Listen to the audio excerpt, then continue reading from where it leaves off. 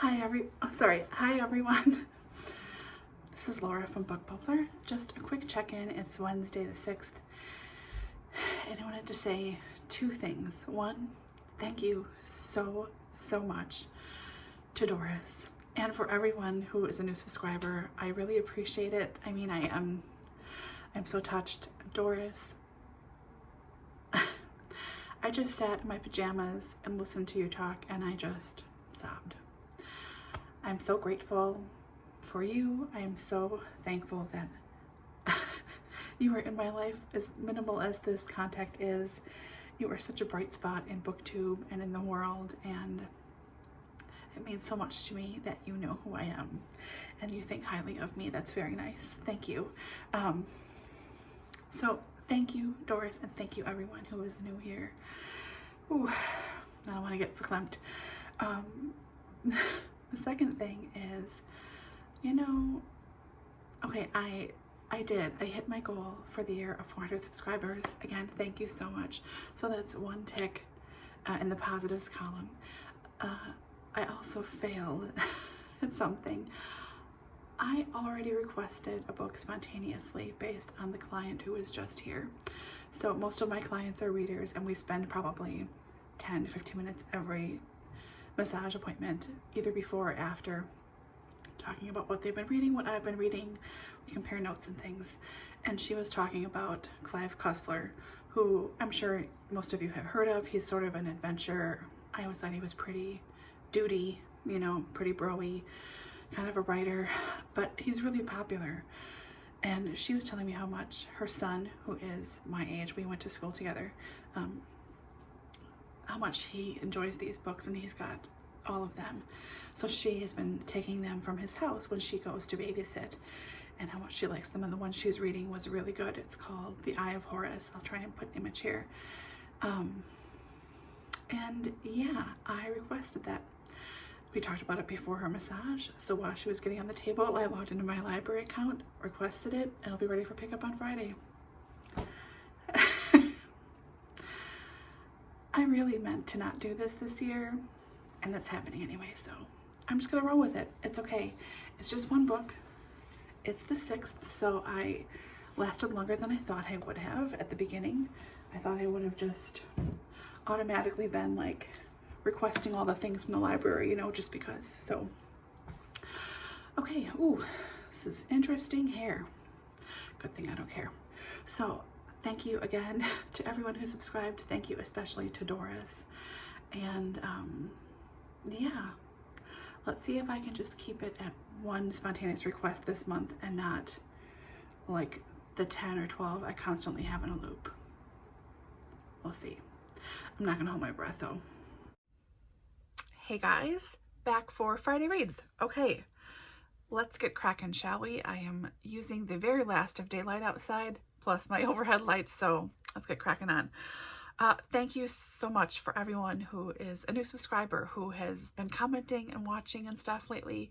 Thank you so much. I appreciate you. And to everyone who has been here before, thank you so much. I love all of you. You're fabulous, wonderful people. I'm so grateful to have you in my life in any kind of way. I don't care what it is. Just thank you so much. Okay, Song of the Week this week. I've got two. One, in case you need a little breath and you need to do some deep breathing. I should do the same right now. Take a little pause. Be a little... Ooh, that's good. Okay, everyone slow down. Myself included. It's one of my favorite Enya songs, La Soñadora.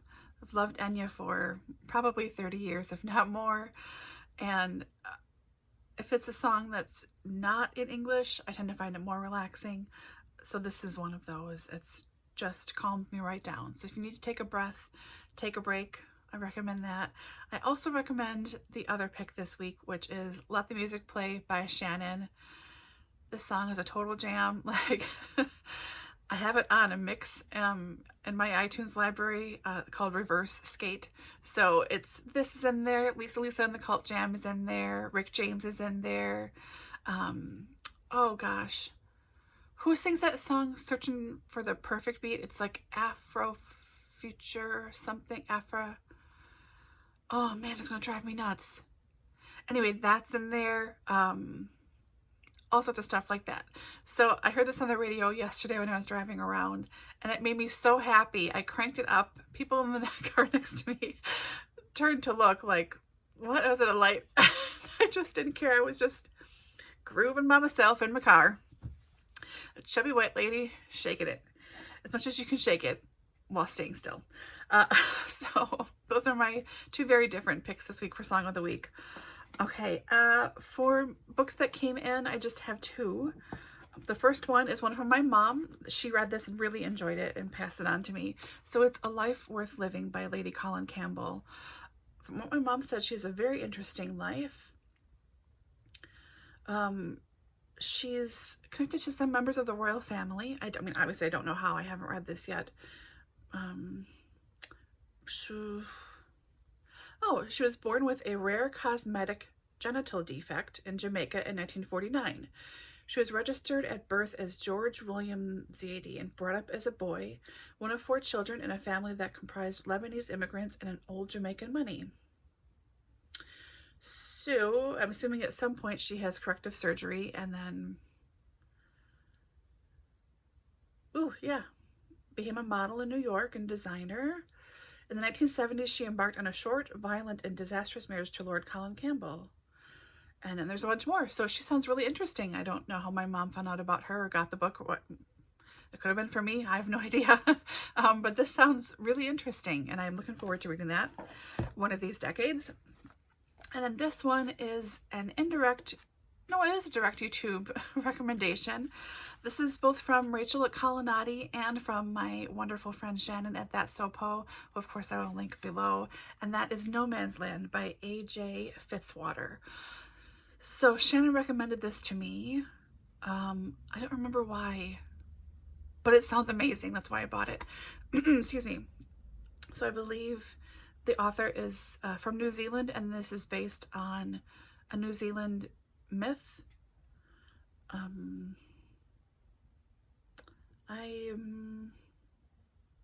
This is a quote from Charlie Jane Anders, who wrote All the Birds in the Sky. A.J. Fitzwater has created a beautiful tale about creating community and finding love in the face of war and oppression.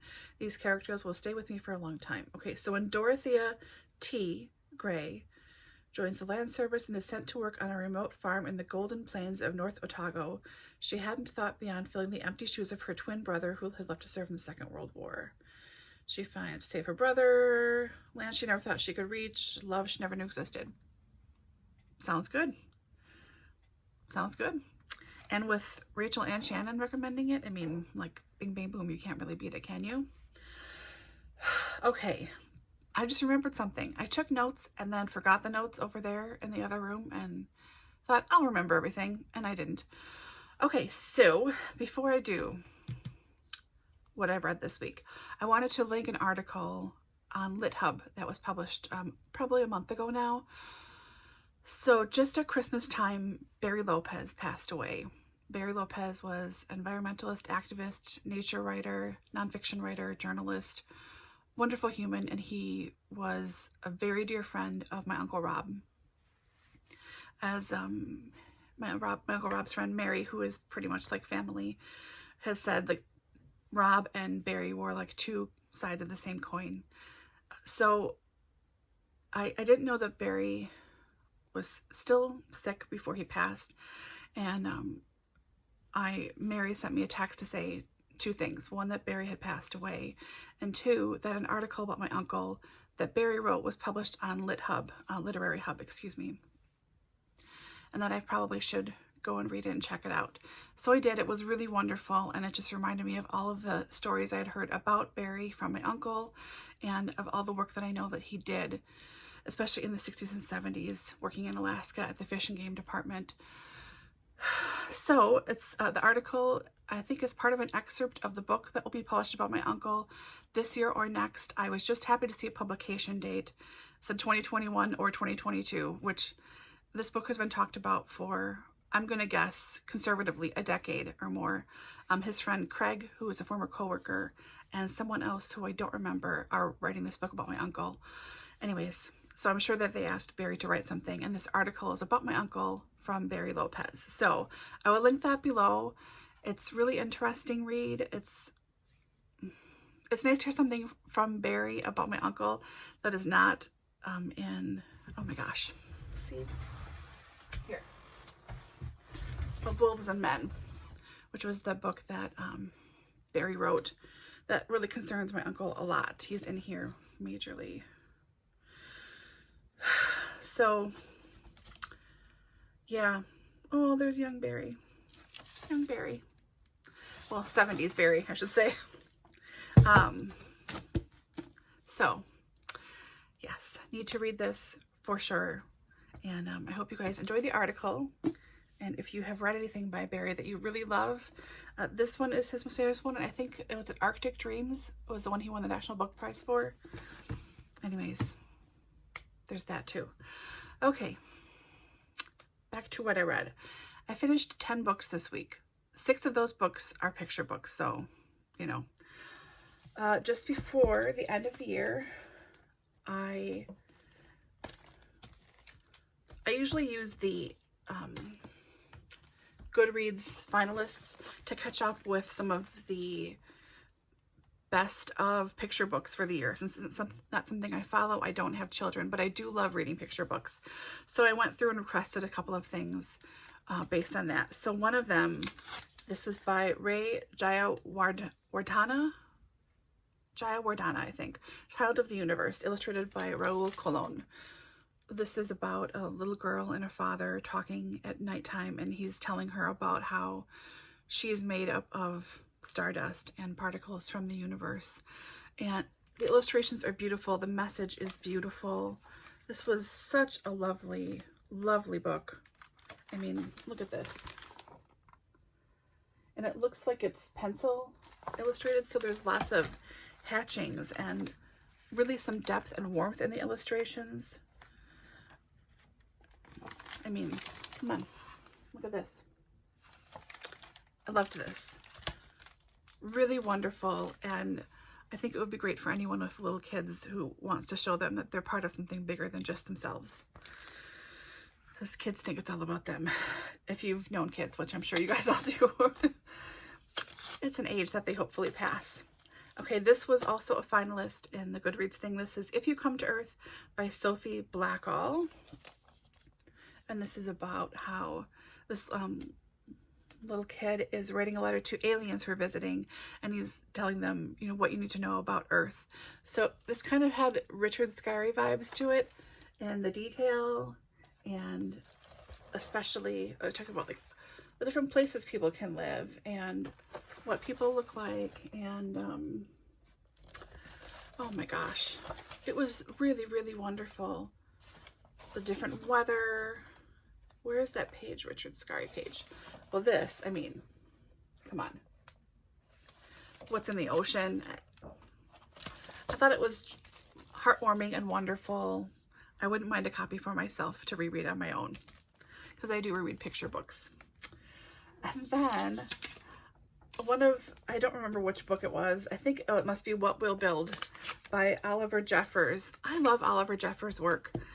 I think he's fabulous. His illustrations are really whimsical, and I don't like that word. It's my least favorite word. But they just are, they're just lovely, and I love his writing, and he's just great. So What We'll Build is his newest book. I'll talk about what he and his daughter will do. It's like they'll save up love for a rainy day, and they'll build shelters so they have some place to come home to again, and it's wonderful. Everything's wonderful. Then I have The Fate of Fausto, a painted fable. So Fausto, this little man on a boat, is a very angry man and thinks that he owns everything. So he starts to go out into the world and say to the flower, like, I own you. The flower says, okay, you own me. And he goes to the sheep, I own you. She says, you don't own me. He says, I own you. She says, okay, you know. And he gets a tree to acquiesce, and then finally he gets a mountain, and then he tries to own the ocean, and you can imagine how that turns out, because the ocean don't play. So this was really wonderful. And it's just cute. The Great Paper Caper. So all the animals in the forest start to notice that branches are missing and then trees are missing and they can't figure out why. So they assemble a crack team of detectives and they try to figure out what's happening to the trees around them. And it's Bear. And there's a reason why Bear is chopping down all the trees. So this was really cute and fun. It made me smile a lot. And then the last picture book. This is my favorite one to read by him. It's called This Moose Belongs to Me. So this little boy here finds a moose one day and decides to name him. Oh my gosh, what's his name? Marcel. Marcel the moose. So here he is, tagging Marcel. There's his name, Marcel. So the little boy has all these rules for Marcel, like you have to go where I say when I say. And here, rule number 3 is how to be a good pet, to bring him something when he wants something. Rule number 4, not making too much noise while Wilfred plays his record collection. So Wilfred has all these things set out, these rules for Marcel to follow. And then one day Marcel goes missing. And you see Marcel when this little boy is looking for him. Marcel is by someone else's house, this older lady's house, and she says, oh, like, Jeffrey, there you are. I wonder where you had gone to. So she had thought she had a pet moose as well. So it's ultimately about how you don't really ever own anything, and, you know, nature is in control, I think. But it was really funny, cracked me up, and the last page made me literally laugh out loud. It was really sweet. So love Oliver Jeffers. I did check out a biography about him and his work. I think he wrote it himself. So autobiography, to be technical, or I should say correct. And I'm looking forward to tucking into that. It's really big and chunky and I can't wait. Okay, so for adult grown-up books with a page count of over 50 that I read this week, I read The Vile Village, which is number 7 in the Lemony Snicket series of Unfortunate Events series. In this one, the Baudelaire orphans are, they choose to go to a town called VFD. VFD? VFD, we'll stick with it, because they are the initials that are somehow associated with Count Olaf, and their friends, the Quagmire triplets, told them about that. That's one thing they remember. So when Mr. Poe at the bank is telling them that they have to choose where to go next, he can't be bothered. He is very busy now. He's had, you know, what is that called when you promotion at work? So the kids see this name of this town and they go, well, we should go here probably, right? So they go to VFD, and it's a very strange place covered in crows, and the children are being raised by this village, because it takes a village to raise a child, and they aren't allowed to speak, and they have to do the chores for the entire village, and they're under the care of a very nice man who seems to really care for them. But he's also very shy and afraid of all the elders in the village who set up all the rules. There are thousands of rules.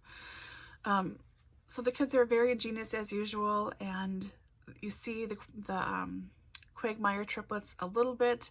That's pretty tense. The kids get put in jail. Of course, Olaf shows up again. But I really enjoyed this one. This is oddly one of my favorites in the series so far. I've never read them before. I was just missed the age when they were really coming out. I was not quite, I didn't read younger stuff then, I should say. I think this came out when I was sort of in college and just after college, and I didn't read middle grade stuff then so much. So really enjoyed Vile Village, and I just checked out the Hostel Hospital, which is number 8. That one just came through and my library holds. So that one is next. Then I read Miss Cop Just Won't Quit by Amy Stewart. This is the 4th in the Miss Cop series. It's a mystery series based on a real lady cop in New Jersey named Miss Cop, K-O-P-P. And there are so many moments in this series that seem so real. They really get my anxiety up, and I don't know, I'm right there with them. Amy Stewart is a great writer. Just really fantastic. So she bases a lot of what happens in her books in real reports, both from the Kopp family, her relatives, and from newspaper reports from the time.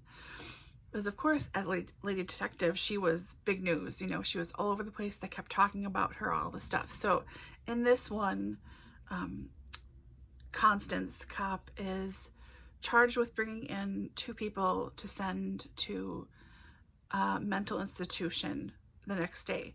So she and another deputy go on a very rainy night to pick up these 2 people. One was already in the car. They have to pick up this lady at her house. And that's a very strange situation. The woman the man's very quiet, like telling her to be quiet when she walks in. Don't say you're here for her. You know, she doesn't know yet. She's making dinner. And the woman comes out and sees Deputy Kopp standing there, and she says, no, I can't do this again. She seems very lucid, like nothing's wrong with her. And the man is saying, no, dear, you have to go. You know, I'll come and get you, all this stuff. So that's an odd situation that Constance can't seem to let go. So they finally get her in the car with the other man who does have mental health issues. He tried to cut his throat with a spoon. And he's sitting in the front with the male deputy who's driving the car. Constance and the woman are in the back. It is just chucking it down with rain. And they finally get to the jail. They have to stay at the jail overnight. They can't make it across the state to the mental institution. It's far too dangerous. It's dark out. Trees are falling. You know, it's not safe. So they go to the jail to stay temporarily overnight for everybody. And the male inmate, whatever, makes a run for it. Knocks over the male deputy and makes a run for it towards this rushing swollen river. So Constance jumps in, goes after him, and apprehends him. Saves his life, apprehends him. She gets in the paper because she just won't quit, and they somehow blamed her for him getting away and all this stuff. She's always to blame, of course, as a woman. So that's how this sort of kicks off. So of the 2 parts of the story, we have Constance secretly following up with the female lady who is... Female lady? You know what I mean? I'm Laura, who is in this institution seemingly against her will, and she seems perfectly fine. So Constance can't let it go. So she calls in her old friends from New York City, a female lawyer who helped her on previous cases, to try and figure out what's going on here. So that's one part. And the other part is the race for sheriff. So Sheriff Heath, whom Constance loves in a very platonic way, and she looks up to him, and he's a very upstanding man. He's fighting against this really dirty guy who is just lying and slanderous, and so it's finally up to, like, the sheriff's race gets decided, and Sheriff Heath has been running for Congress, I believe. That gets decided as well, and Constance's entire professional and then personal world gets thrown out of balance. So a lot happens here. It was really, really interesting. I think I read this in 2 nights. Thank you, Insomnia. Just really fascinating. This is a great newly published series based on historical events. The 6th one comes out this week or next, sometime soon. So I have the 5th one queued up and ready to go as well. So looking forward to that. Okay, and then I read I Might Regret This: Essays, Drawings, Vulnerabilities, and Other Stuff by Abbi Jacobson. Now, Abbi Jacobson is one half of the girls in Broad City. I have seen, I think, 1 episode of Broad City. To be quite honest, I do not know why I bought this. And I didn't buy a regular copy. I bought a signed first edition. Like, Laura, what the hell? Anyway, I liked this. I don't know if we could hang necessarily, Abbi and I, but I'd like to think we could. And I like what she talks about. So she's just getting over a really devastating breakup the first time she was really in love, and has to be in Los Angeles for work. So she decides to take a solo road trip from New York City to Los Angeles, and this is just essentially her travelogue of it. I really enjoyed her lists of late night trying to sleep insomnia lists, you know, the crazy stuff you think. And she talks about Broad City in here, a couple of passages, and falling in love, and what would happen if she ran into her ex, and all this stuff. So it was enjoyable, and I appreciated her illustrations in there too. They're much better than I could do, certainly, but just sketches more like than illustrations. And she does album covers as well. talks about playlists and stuff, what you do in the car, all this stuff. So I enjoyed it. I'm going to give this, I think, probably 3 stars, but there were a couple of really wonderful sentences here. I read this in ebook form, even though I own this hardcover, because that's the kind of person I am. And I wish I would have remembered to write them down. I can go back and look at that at Kindle, right? Anyways, but there were some really profound sentences I loved in this, and I enjoyed it. I would read something by her in the future, absolutely. It does make me want to watch Broad City, though. I'm curious to see what it's like.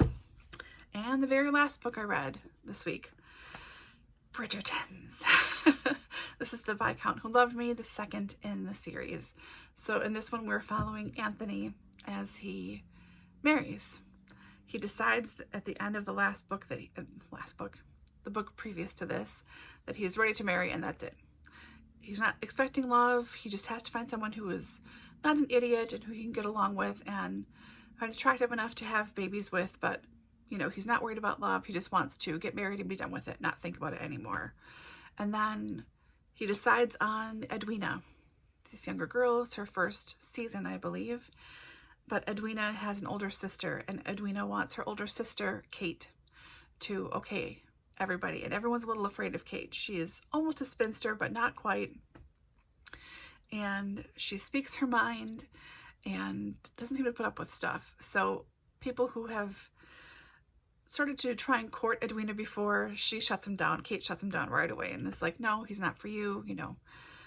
So Kate and Anthony kind of come to heads, and he's at first looking for Kate's approval just so he could court Edwina, but he slowly comes to realize that he's falling for Kate instead.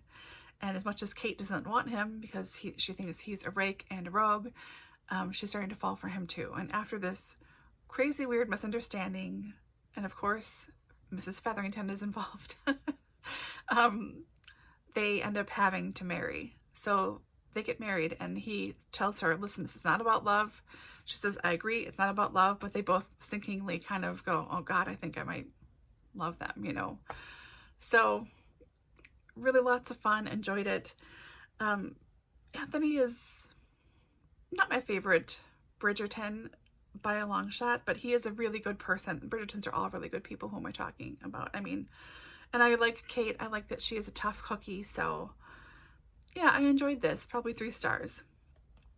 Next up is An Offer from a Gentleman, which is about Benedict. So I don't know what that's going to be like. I can't imagine who he would end up with, but I'll find out, right? So that is my very long first Friday Reads of the year. It's been a couple of weeks since I've done one of these, so there's a lot here because I read a lot and a lot to catch up on, you know, whatever. So, okay. Comments, anything, leave them below. I am working my best on getting back to everybody and subscribing in return because I think it's just the polite thing to do. It's so nice for everyone to do this. And yeah, coming up this next week, I've got to work quite a lot, so I think it'll be pretty low on reading title amounts and everything. It might just be a few, and it'll be a lot of laundry. A lot of laundry. I may have to film my Friday reads while I'm folding again because it's going to be like towel palooza. Let me just say that. So, okay, I hope you're all doing well and staying well, reading something wonderful, and staying warm/cool depending on where you live. And I will talk to you guys very soon. Bye.